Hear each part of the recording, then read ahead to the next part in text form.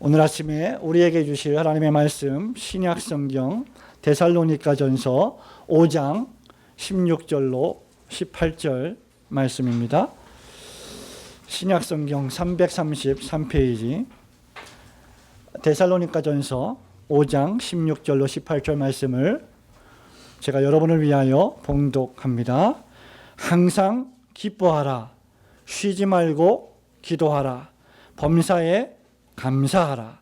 이는 그리스도 예수 안에서 너희를 향하신 하나님의 뜻이니라. 아멘. 오늘부터 저는 한 3주 동안 추수감사주일 예배까지 본문의 말씀을 중심으로 하나님의 말씀을 강해하기를 소원합니다. 저는 어려서부터 눈이 좋은 사람이 부러웠습니다. 저는 눈이 어렸을 때부터 나빴기 때문에 제 기억이 맞다면 중학교 들어갈 때부터 안경을 썼던 것으로 생각이 됩니다. 그리고 안경을 쓰기 이전에 초등학교 시절부터 눈이 좀 안 좋았던 것 같습니다.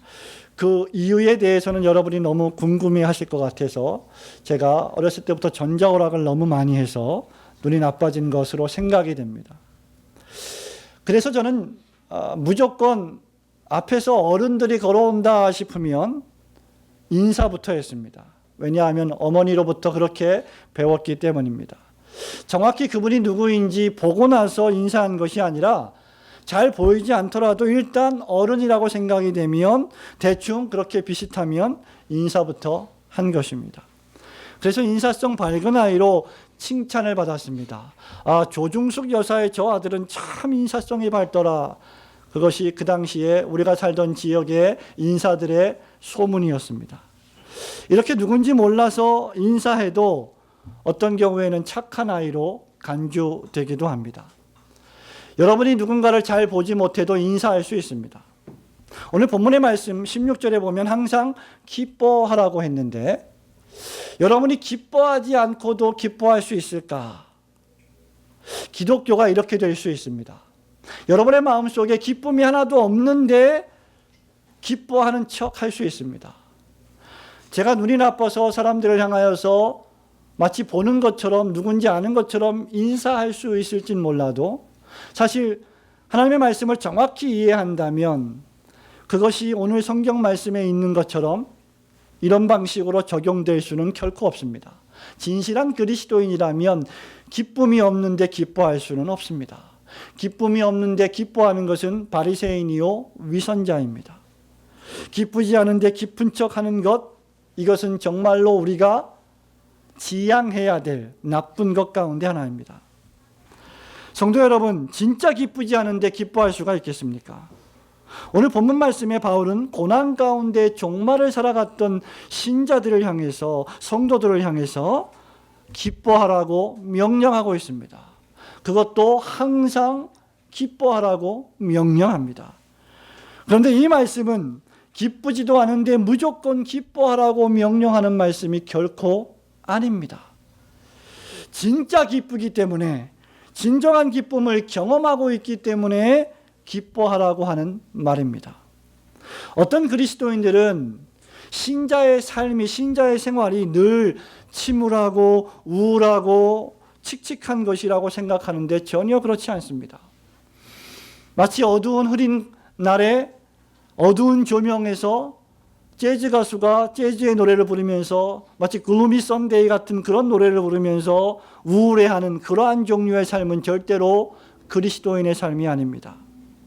반면에 또 어떤 사람은 그리스도인은 항상 진지하고 항상 심각하고 항상 어두워야만 신자인 것처럼 생각하는 사람들이 있습니다. 또 반면에 어떤 사람들은 신자라고 하면 조금의 어두운 그늘 없이 늘 긍정적이고 쾌활하고 밝게 살아야 진짜 신자라고 생각하는 사람들이 있습니다. 그러나 둘 다 바람직한 생각이 아닙니다. 신자의 삶이 경박스럽지 않지만 그렇다고 어두운 것도 아님을 우리는 기억해야 합니다. 어떤 사람은 다른 사람들보다 기질적으로 더 낙천적입니다. 그러나 어떤 사람은 또 다른 사람보다 더 조용하고 침착합니다. 기질적으로는 조용한 사람보다 낙천적인 사람이 더 기뻐할 수 있을 것입니다. 그러나 기독교의 기쁨, 그리스도인이 누리는 이 희락은 기질의 문제가 아닙니다. 이것은 성격의 문제가 아닙니다. 중생받은 신자라면, 하나님을 만난 신자라면 누구라도 기뻐할 수 있기 때문입니다. 신자는 사도 바울이 오늘 명령하고 있는 것처럼 진정으로 즐거운 생활을 해야만 합니다. 그런 의미에서 신자는 항상 즐거운 그리스도인이어야 합니다. 왜 그렇습니까? 오늘 두 가지를 생각해 보기를 원합니다. 첫 번째는 저와 여러분이 하나님이 선물로 제공하신 구원을 체험했기 때문입니다. 18절 말씀을 다 함께 읽도록 하겠습니다. 시작. 범사에 감사하라. 이는 그리스도 예수 안에서 너희를 향하신 하나님의 뜻이니라. 자, 항상 기뻐하라 하면서 결론 구절에서 이것이 그리스도 예수 안에서 너희를 향하신 하나님의 뜻이라고 결론 내리고 있습니다. 저와 여러분이 도대체 어떻게 항상 기뻐할 수 있겠습니까? 이것은 사실 우리가 그리스도 안에 있기 때문에 가능한 것입니다. 저와 여러분이 정말 하나님을 믿는 신자라면 그리스도 안에 있음을 우리는 확신할 수 있습니다. 저와 여러분이 그리스도 안에 있다면 율법의 정죄와 선고로부터 해방되었기 때문에 우리는 기뻐할 수 있는 것입니다. 사도 바울의 위대한 구원의 선언인 로마서 8장 1절에 보면 그러므로 이제 그리스도 예수 안에 있는 자에게는 결코 정죄함이 없나니 이는 그리스도 예수 안에 있는 생명의 성령의 법이 죄와 사망의 법에서 너를 해방하였음이니라. 믿으시기를 축원합니다. 다른 주석이 필요 없이 저와 여러분이 죄인이었고 그 죄의 결과 죽어가고 있고 그 죄의 결과 병에 걸려 있고 그 죄의 결과 마침내 죽을 것인데 그 죽음의 뿌리인 그 질병의 뿌리인 죄를 사하여 주시고 그 죄와 그 죄의 결과인 사망으로부터 우리를 건져내어 주셨다는 것입니다. 그렇기 때문에 그 사실 하나만으로도 우리는 기뻐하고 즐거워할 수 있는 신자가 되는 것입니다. 여러분, 이 말씀 한 구절만으로도 여러분은 정말 여러분의 심령 깊숙한 곳에서 감히 그 누구도 흔들 수 없는 기쁨과 즐거움을 소유해야만 합니다. 여러분이 이 말씀이 가슴 깊이 체감적으로 현실적으로 다가오지 않는다면 이렇게 생각해 보십시오. 여러분이 죽을 수밖에 없는 암에 걸렸다고 가정을 해보시기 바랍니다. 그리고 전 세계에서 가장 훌륭한 의사를 찾아서 그분에게 수술을 받았는데 수술의 결과, 그 결과가 너무나 잘 되었고 완치되었다는 의사의 진단을 받는다면 여러분의 마음이 어떠하겠습니까? 그래도 여러분의 마음이 침울하고 그래도 여러분의 마음이 우울하겠습니까? 결코 그렇지 않을 것입니다. 우리가 죄라고 하는 그 죄의 결과 질병과 사망이라고 하는 엄청난 선고를 받고 죽어가고 있는데 하나님께서 그리스도 예수를 통하여 우리를 구원하셨고 죄를 용서해 주셨고 나아가서 우리를 의롭다고 칭해 주시는 이 완치의 구원이라고 하는 선물을 주셨다면 이것이야말로 저와 여러분의 충만한 기쁨이 아니고 무엇이겠습니까? 저와 여러분이 이것을 가지고 있다면 저와 여러분은 이제 완전히 삶에 대한 시각을 바꾸게 됩니다. 비관적이며 고통스러운 세상 속에서 현재와 미래의 자신의 삶에 대한 낙관적인 시각을 소유하게 됩니다. 그것은 바로 내가 받은 구원이 나에게 제공하는 선물입니다. 그래서 그는 세상이 감당치 못하는 하나님의 사람이 됩니다. 여러분, 이 기쁨, 구원받은 자가 누리는 이 기쁨은 여러분이 이 세상에서 살아가다가 여러 가지 일의 결과로 누리는 기쁨과는 차원이 다른 기쁨입니다. 어제 프로야구 코리안 시리즈가 끝났습니다. 저는 야구 경기를 보지 않았기 때문에 누가 우승을 했는지 모르겠습니다만은 결과를 나중에 들어보니 두산이 우승을 했다고 합니다. 두산 팬들이 혹시 계십니까? 얼마나 기쁘겠습니까? 얼마나 즐겁겠습니까? 여러분 중에 삼성 팬이 있습니까? 여러분 중에 푸른 피를 가지고 있는 분이 계십니까? 얼마나 슬프겠습니까? 여러분, 그리스도인이 가진 기쁨과 즐거움은 그런 종류의 기쁨이 아니라는 것입니다.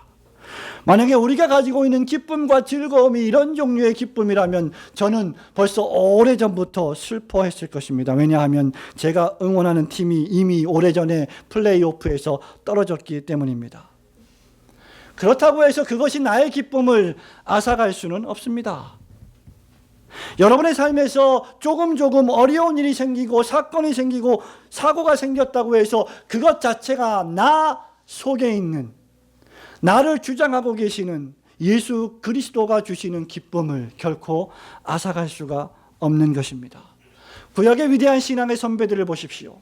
신약시대의 위대한 사도들을 보십시오. 그 모두가 다 삶이 녹록지 않았습니다. 하나님을 섬기는 진정한 신자들의 삶의 모습을 보십시오. 모두가 다 고난 가운데 살았습니다. 구약의 위대한 인물 가운데 위대한 선지자 모세를 생각해 보십시오. 그는 바로의 공주의 아들이라 칭함을 거절하고 도리어 하나님의 백성과 함께 고난받는 삶을 선택했습니다. 왜요? 그것이 인간적으로 기쁘고 즐겁고 행복한 일이라서 그렇습니까? 그렇지 않습니다. 하나님의 백성과 함께 고난받는 것 자체는 고통입니다. 어려움입니다. 고난입니다. 슬픈 일입니다. 그러나 그것이 바로의 공주의 아들로 사는 것보다 훨씬 더 영구하고 견고한 기쁨을 주는 것이기 때문에 그는 그것을 선택한 것입니다. 사랑하는 성도 여러분, 구약의 위대한 신앙의 선배들은 다 이러한 길을 걸어갔습니다. 하나님의 명령을 받고 하나님의 경고하심을 받고 오랜 시간 동안 조롱을 당하며 방주를 지었던 노아를 기억하십니까? 믿음으로 노아는 경고하심을 받아 하나님의 말씀을 준행했습니다. 그것은 슬프고 고통스러운 일이었지만 영적으로는 늘 기쁘고 즐거운 일이었습니다. 감사하면, 즐거움하면 떠오르는 구약의 위대한 선지자 가운데 한 분이 누구십니까? 바로 하박국 선지자입니다. 그런 하박국 3장 16절에 치가 떨리는 고통과 고난 속에서 이렇게 17절부터 고백합니다. 비록 무화과 나무가 무성치 못하며 포도나무에 열매가 없으며 감람나무에 소출이 없으며 밭에 식물이 없으며 우리의 양이 없으며 외양간에 소가 없을지라도. 그 다음부터 역전의 삶의 모습이 나옵니다. 나는 여호와를 인하여 즐거워하며 나의 구원의 하나님을 인하여 기뻐하리로다. 주 여호와는 나의 힘이시라. 나의 발을 사슴과 같게 하사 나로 나의 높은 곳에 다니게 하시리로다. 믿으시기를 축원합니다. 여러분이 믿는 여러분의 하나님을 인하여 즐거워하며 구원의 하나님을 인하여 기뻐하는 그 기쁨이 중생받은 신자라면 마땅히 있어야 하는 것입니다. 저와 여러분의 눈을 신약 성경으로 잠시 돌려보시기를 바랍니다. 우리 예수님의 삶을 생각해 보십시오. 예수님은 장수하지 못했습니다. 예수님은 33년이라고 하는 짧은 삶을 살았습니다. 그리고 33년이라고 하는 그 짧은 생애조차도 많은 사람들의 축복을 받으며 위로를 받으며 동정을 받으며 많은 사람들로부터 기쁨을 누리지 못했습니다. 그의 마지막 3년의 시간은 정말 고통스러울 만치 고난과 고통의 연속이었음을 여러분은 기억할 것입니다. 그 어떤 지상에 살았던 인간보다 더 고통스러운 삶을 살았던 분이 계시다면 그분이 예수 그리스도이십니다. 그럼에도 불구하고 그분은 그 고난의 삶을 기쁨으로 여기며 그 고난의 눈물을 자신의 사명의 양식으로 여기며 그 걸음을 한 걸음 한 걸음 걸어 가셨습니다. 예수님께서 마태복음 5장 11절에서 그 위대한 산상수훈의 마지막 결론의 말씀을 통하여 이렇게 말씀하십니다. 나를 인하여 너희를 욕하고 핍박하고 거짓으로 너희를 거스려 모든 악한 말을 할 때에는 너희에게 복이 있나니 기뻐하고 즐거워하라. 기뻐하고 즐거워하라. 하늘에서 너희의 상이 큼이라. 너희 전에 있던 선지자들을 이같이 핍박하였느니라. 마땅히 기뻐하고 즐거워해야 될 상황이 전개되었기 때문에, 나에게 무언가 좋은 일이 생겼기 때문에 기뻐하고 즐거워하라고 말씀하시지 않고, 나를 인하여 예수 그리스도 때문에, 믿음 때문에, 복음의 말씀 때문에, 하나님의 몸된 교회 때문에, 하나님의 나라와 그의 의 때문에 핍박을 당하고 중상모략을 당할 때 모든 사람들이 너희에게 악한 말을 할 바로 그때에 기뻐하고 즐거워하라 고 예수님이 명령하셨습니다. 성도 여러분, 좋은 일이 생길 때 기뻐하고 즐거워하는 것은 바리새인도 합니다. 외식자들도 합니다. 종교인들도 합니다. 그러나 절대로 중생받지 못한 신자는, 하나님의 은혜가 임하지 않은 신자는 어려운 일이 생겼을 때 감사하거나 기뻐하는 것이 불가능합니다. 사도 바울을 보십시오. 이 말씀을 데살로니가 교회에 전달하고 있는 사도 바울의 삶이 어떠했습니까? 예수님 다음에 고통과 고난의 현장에서 극심하게 생존했던 인물을 꼽자면 바울입니다. 수없이 많이 맞았고, 수없이 많이 죽음의 위협을 당했고, 예수 그리스도의 복음을 증거하고 주의 나라를 위하여 사는 그 일 때문에 그는 수없이 헐벗고 굶주렸습니다. 그런데 그가 감옥에서 빌립보서 4장 4절에 볼 때 빌립보 교회에 편지하면서 뭐라고 말씀하는지 기억하십니까? 주 안에서 항상 기뻐하라. 내가 다시 말한다. 너희들이 잊어버릴까 봐 내가 다시 말하는데 기뻐하라. 이 얼마나 엄청난 진술이요 명령입니까? 감옥에 있는데 기뻐하라니요. 이것이 그리스도인이 가지고 있는 역설입니다. 이것이 그리스도인이 가지고 있는 능력입니다. 빌립보서 2장 17절 18절에 또 바울이 말합니다. 만일 너희 믿음의 재물과 봉사 위에 내가 나를 관제로 드릴지라도, 다시 말하면 내가 너희들 때문에, 내가 너희들의 신앙을 위하여 설교하고 전도하고 선교하다가 죽음에 이른다 할지라도 나는 기뻐하고 너희 무리와 함께 기뻐하리니 이와 같이 너희도 기뻐하고 나와 함께 기뻐하라. 감옥에서 이 편지를 쓰면서 바울이 얼마나 기뻐하라 기뻐하라 기뻐하라는 말을 반복하고 있음을 여러분 찾아내야 합니다. 왜 신자가 이렇게 기뻐할 수 있습니까? 그것은 여호와 하나님 자신이 바로 신자의 기쁨이 되시기 때문입니다. 무엇이 여러분의 기쁨의 내용이 되고 있습니까? 오늘 여러분을 기쁘게 하는 것이 무엇입니까? 그것이 여러분 통장 잔고에 있는 돈입니까? 그것이 명예입니까? 그것이 많은 사람들을 좌지우지할 수 있는 권력입니까? 여러분들이 그것 때문에 기뻐하고 그것 때문에 즐거워한다면, 아니 그것만으로 기뻐하고 즐거워한다면 여러분은 그것이 무너졌을 때 여러분의 인생도 여러분의 생명도 동시에 무너질 수밖에 없음을 명심해야 합니다. 여러분, 가장 어둡고 가장 침침한 시면은 무엇입니까? 하나님이 없다 하는 불신앙입니다. 모든 것을 다 가졌어도 하나님이 없다 하면, 하나님을 인정하지 않으면 하나님 없는 세상은 마치 태양이 없는 이 세상과 같습니다. 그러나 모든 것이 다 없다 할지라도 여러분에게 하나님이 생명으로 살아계시다면 여러분은 기쁨을 놓치지 않는 신자가 될 줄로 믿습니다. 시편 43편 4절과 5절에 보면 시편 기자가 노래합니다. 그런즉 내가 하나님의 제단에 나아가 나의 큰 기쁨에 하나님께 이르리이다. 하나님이여 나의 하나님이여 내가 수금으로 주를 찬양하리이다. 내 영혼아 내가 어찌하여 낙심하며 어찌하여 내 속에서 불안해하는가. 너는 하나님께 소망을 두라. 그가 나타나 도우심으로 말미암아 내 하나님을 여전히 찬송하리로다. 저와 여러분이 낙심하는 유일한 이유는, 저와 여러분이 슬퍼할 유일한 이유는 하나님께 가까이 하지 않을 때입니다. 하나님을 놓쳐버릴 때 저와 여러분은 슬퍼하게 됩니다. 그러나 저와 여러분이 하나님을 꼭 붙잡고 있을 때에는, 저와 여러분을 붙잡고 계시는 하나님을 우리가 붙잡고 그 안에서 안식하고 있을 때는 여러분 속에 기쁨과 희락이 충만한 줄 믿으시기를 주님의 이름으로 축원합니다.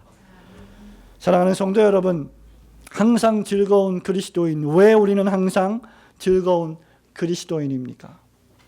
그것은 저와 여러분이 그리스도의 영을 소유했기 때문입니다. 16절에 바울이 말합니다. 항상 기뻐하라 라고 말하고 있습니다. 저와 여러분이 기뻐할 수 있는 두 번째, 그리고 가장 강력한 이유 가운데 하나는 저와 여러분의 속에, 저와 여러분의 영혼 속에 하나님의 성령, 그리스도의 영이 존재하고, 아니 그리스도의 영이 우리 안에 들어오셔서 아예 거주하시고 살기로 작정하셨고 지금 살고 계시기 때문입니다. 갈라디아서 5장에 보면 사도 바울이 성령의 열매를 기술하고 있습니다. 그 성령의 열매를 기술하기 전에 바울이 우리에게 무엇이라고 말합니까? 성령의 욕심과 성령의 소욕과 육체의 욕심, 육체의 소욕이 서로 싸워서 서로가 원하고 있는 것을 하지 못하게 한다라고 5장 17절에서 말하고 있습니다. 그리고 신자들에게 명령하기를 성령을 따라 행하라, 그리하면 육체의 욕심을 이루지 아니하리라 라고 명령하죠. 그리고 그 다음에 나오는 것이 무엇입니까? 성령의 소욕을 따르지 않는, 성령을 쫓아 행하지 않는 사람들의 모습이 기록이 되어 있습니다. 그것은 그 후에 나올 성령의 열매들과 대조되는 말씀들입니다. 그것이 무엇입니까? 바로 시기, 질투, 분노, 술취함, 방탕함 같은 것들입니다. 이것은 성령의 열매와 정반대되는 것들이죠. 그러면 성령의 열매는 무엇입니까? 성령의 9가지 열매를 여러분이 완전히 외우지 못한다 할지라도 순서에 관계없이 여러분이 그것이 무엇인지를 안다면 그것으로 충분합니다. 성령의 열매는 첫째, 사랑과 희락과 화평입니다. 그 두 번째가 무엇입니까? 희락입니다. 성령님이 내주하시고 성령님이 여러분의 삶을 주장하신다면 여러분의 삶에는 반드시 사랑이라고 하는 열매, 희락이라고 하는 이 기쁨과 즐거움이라고 하는 열매가 특징적으로 맺혀져야만 한다는 것입니다. 바울이 데살로니가 교회에 편지하면서 5장 16절에 기뻐하라는 말을 마지막에 결론적으로 처음 하는 것이 아닙니다. 데살로니가전서 1장 6절 말씀을 보시기 바랍니다. 데살로니가전서 1장 6절의 말씀을 저와 여러분이 함께 읽도록 하겠습니다. 시작. 또 너희는 많은 환난 가운데서 성령의 기쁨으로 도를 받아 우리와 주를 본받은 자가 되었으니. 아멘. 많은 환난 가운데서 뭘 받았습니까? 성령의 기쁨으로 도를 받았다. 하나님의 말씀을 받았는데 성령의 기쁨으로 받았다. 말씀을 받을 때, 말씀을 들을 때, 말씀을 청종할 때 기쁨과 즐거운 마음을 성령께서 주셨다는 것입니다. 참된 신자는 성령이 주시는 기쁨을 누리는 자입니다. 아까 말씀드린 바와 같이 갈라디아서 5장 17절에 육체의 소욕은 성령을 거스르고 성령은 육체를 거스르나니 이 둘이 서로 대적함으로 너희의 원하는 것을 하지 못하게 하려 함이니라고 했습니다.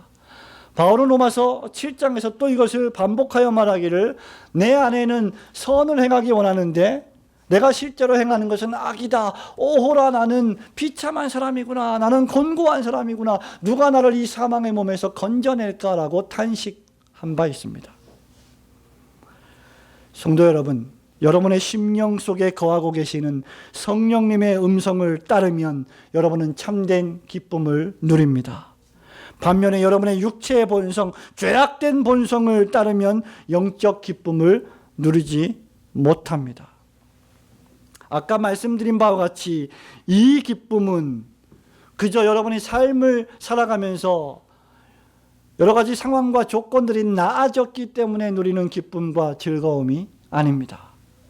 이 기쁨은 여러분에게 엄청난 극복하고 감당할 수 없는 재난이 닥쳤을 때에도 늘 존재하는 기쁨입니다. 그런 의미에서 이 기쁨은 영원한 기쁨이 됩니다. 우리가 일상에서 누리는 기쁨을 생각해 보십시오. 어떤 경우에 그 기쁨은 지속되기도 합니다. 또 어떤 경우에 그 기쁨은 중단되기도 합니다. 여러분이 시험 공부를 열심히 해서 좋은 성적을 거두면 여러분은 기뻐할 것입니다. 그런데 어떤 경우에 열심히 공부했음에도 점수가 떨어지고 석차가 떨어지고 등급이 낮아지고 하면 여러분은 슬프게 될 것입니다. 여러분이 추구하고 기도하는 바가 이루어지면 기뻐하겠지만 여러분이 생각했던 대로 이루어지지 않으면 여러분은 낙심할 것입니다. 지금 여기서 말하고 있는 항상 기뻐하라고 할 때 이 기쁨은 그런 종류의 기쁨이 아니라는 것이죠. 이따금씩 좋은 일이 생기기도 하고 나쁜 일이 생기기도 하는 것이 우리의 삶의 모습이지 않습니까? 그러나 신자의 기쁨은 좋은 일이 생기든 나쁜 일이 생기든 영구한 기쁨입니다. 신자의 기쁨은 그 누구도 앗아갈 수 없는 기쁨이요 즐거움입니다. 왜 우리의 기쁨이 영구하고 견고합니까? 그것은 저와 여러분 안에 존재하고 계시는 하나님의 영, 그리스도의 영, 성령께서 저와 여러분을 주장하고 계시기 때문입니다. 그리고 그 하나님께서 당신의 영을 우리에 두셔서 그 구원을 이루어 가시고 마침내 완성할 것임을 우리는 확실히 알기 때문입니다. 사도 바울은 이것을 로마서 8장의 선언에서 이렇게 말씀하고 있습니다. 로마서 8장 26절부터 30절 말씀입니다. 이와 같이 성령도 우리 연약함을 도우시나니 우리가 마땅히 빌 바를 알지 못하나 오직 성령이 말할 수 없는 탄식으로 우리를 위하여 친히 간구하시느니라. 마음을 감찰하시는 이가 성령의 생각을 아시나니 이는 성령이 하나님의 뜻대로 성도를 위하여 간구하심이니라. 우리가 알거니와 하나님을 사랑하는 자 곧 그 뜻대로 부르심을 입은 자들에게는 모든 것이 합력하여 선을 이루느니라. 하나님이 미리 아신 자들로 또한 그 아들의 형상을 본받게 하기 위하여 미리 정하셨으니 이는 그로 많은 형제 중에서 맏아들이 되게 하려 하심이니라. 또 미리 정하신 그들을 또한 부르시고 부르신 그들을 또한 의롭다 하시고 의롭다 하신 그들을 또한 영화롭게 하셨느니라. 신자가 기뻐하고 즐거워할 수 있는 웅변적인 확실한 근거는 무엇입니까? 바로 이것입니다. 우리를 구원하신 하나님 아버지께서 우리 안에 그리스도의 영을 주셔서 그 그리스도의 영이 우리를 구원을 완성할 때까지 이끌고 가신다는 것을 확신하기 때문입니다. 로마서 8장 15절, 16절, 17절을 보십시오. 로마서 8장 15절에 무엇이라고 말하고 있습니까? 너희는 다시 무서워하는 종의 영을 받지 아니하였고 양자의 영을 받았으므로 하나님을 아바 아버지로 부르니라.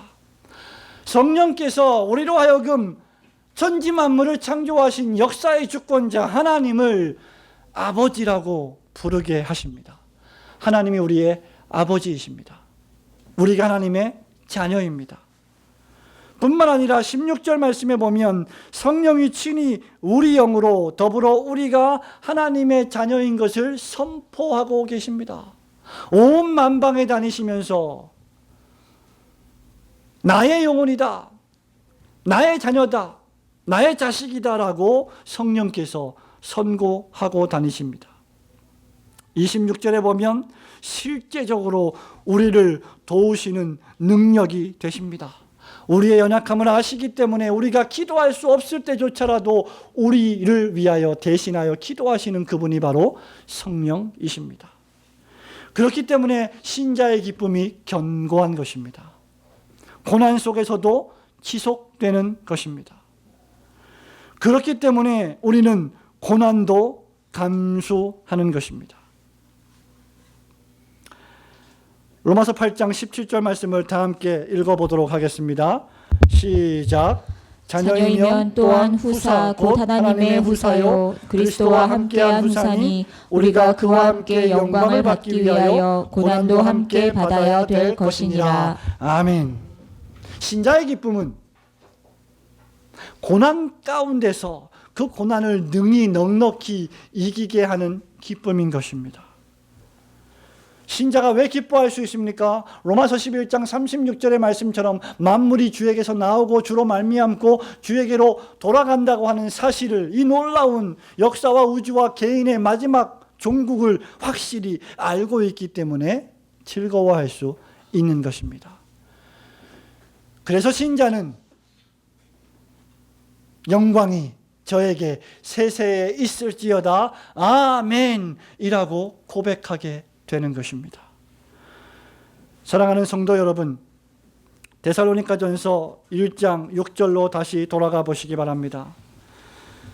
우리가 많은 환난 가운데서 성령의 기쁨으로 도를 받아서 그 다음에 주를 본받은 자가 되었으니, 7절에 너희도 모든 믿는 자의 본이 되었다라고 말하고 있습니다. 이것이 무엇을 의미합니까?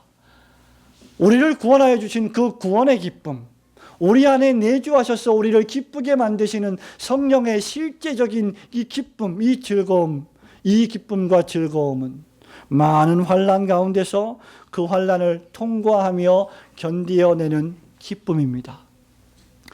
참된 그리스도인의 특징 가운데 하나가 무엇입니까? 바로 이러한 기쁨을 소유하고 있는 것이죠. 사랑하는 성도 여러분, 말씀을 맺습니다. 하나님이 기뻐하시는 신자의 삶이 무엇입니까? 그것은 바로 신자가 기뻐하는 것 그 자체입니다.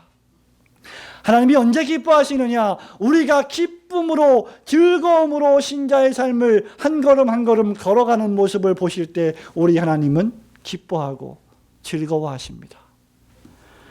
하나님은 여러분에게 고통을 주시는 분이 아니십니다. 하나님은 우리의 고통을 즐기시는 가학자가 아니십니다. 하나님은 우리에게 자주자주 눈물을 흘리며 슬피 울 것을 요구하시는 것만큼 기뻐하고 즐거워하라고 명령하시는 분이십니다. 하나님은 하나님이 베푸신 구원의 선물을 통해 즐거워하기를 원하십니다. 예수 그리스도 안에서 참된 기쁨과 즐거움을 체험하시기를 원하십니다. 시편 68편 3절 말씀을 보십시오. 의인은 기뻐하여 하나님 앞에서 뛰놀며 기뻐하고 즐거워할지다라고 시인이 노래하고 있습니다. 저와 여러분이 하나님 앞에서 기뻐하고 즐거워할 때 하나님이 기뻐하신다는 것이죠. 우리가 하나님 앞에서 기뻐하고 즐거워하는 표현이 무엇입니까? 바로 거룩한 예배입니다. 주의를 기억하여 하나님 앞에 마땅히 경배하는 것입니다. 이것이 그분이 우리를 향하신 뜻입니다. 생각해 보십시오. 부모된 여러분, 여러분의 자녀들이 아직 어리든지 내일 모레 수능을 보는 고3이든지 징그럽게 커서 이제는 가까이 하기에 너무 먼 아들이든지 관계없이 그 자녀들이 여러분 앞에서 뛰놀며 즐거워할 때 여러분의 마음은 기쁘지 않습니까? 즐겁지 않습니까? 하나님께서 기뻐하실 때 언제 기뻐하시느냐? 바로 하나님의 자녀된 저와 여러분이 구원을 확신하며 구원 안에서 기뻐하고 즐거워하며 구원을 근거로 확실히 나에게 그 구원을 완성시켜 주실 그 하나님의 성령의 능력을 체험하며 하루하루 능동적으로 기쁘게 살아갈 때 하늘에 계신 우리 하나님이 기뻐하시는 줄 믿으시기를 축원합니다. 그렇기 때문에 이 기쁨은 데살로니가전서 5장 18절에 그리스도 예수 안에 있는 하나님의 뜻이다 라고 말씀하신 것입니다. 기뻐하고 즐거워하는 것이 하나님의 뜻입니다. 이것은 그분의 지엄하신 명령이요 의지요 강력한 훈계입니다. 성도 여러분, 그렇기 때문에 우리는 이 기쁨을 훈련해야 합니다. 중생받은 신자, 처음 중생받고 처음 하나님을 믿을 때 이 기쁨이 충만하게 임합니다. 그러나 그 기쁨은 완성된 기쁨이 아니기 때문에 살아가면서 죽을 때까지, 주님이 재림하실 때까지 자주자주 죄와 연약의 공격을 받아 그 기쁨이 무너지는 경우가 있습니다. 그렇기 때문에 우리는 그때마다 복음의 말씀을 읽고 듣고 설교를 듣고 말씀을 읽고 그 구원의 기쁨을 회복해야 하는 것입니다. 말씀, 기도, 성례가 바로 그 기쁨을 회복하는 은혜의 방편인 것을 믿으시기를 축원합니다. 기쁨이야말로 그리스도인을 특징 지어주는 특질이 되어야 합니다. 예배를 드릴 때 기쁘게 드리십시오. 찬송을 부를 때 학생 여러분 입을 벌려서 즐겁게 주님을 찬양하십시오. 정신을 차리고 찬양하십시오.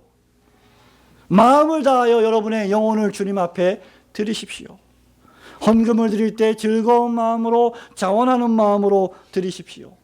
무엇보다도 말씀을 드릴 때 말씀이라는 성찬을 통하여 영혼의 만나를 배고픈 사람이 개걸스럽게 먹듯이 기쁘게 즐겁게 청종하십시오. 성도와 교회를 섬길 때 쾌활한 마음으로 섬기십시오. 왜냐하면 이것이 그리스도 예수 안에 있는 우리를 향하신 하나님의 뜻이기 때문입니다.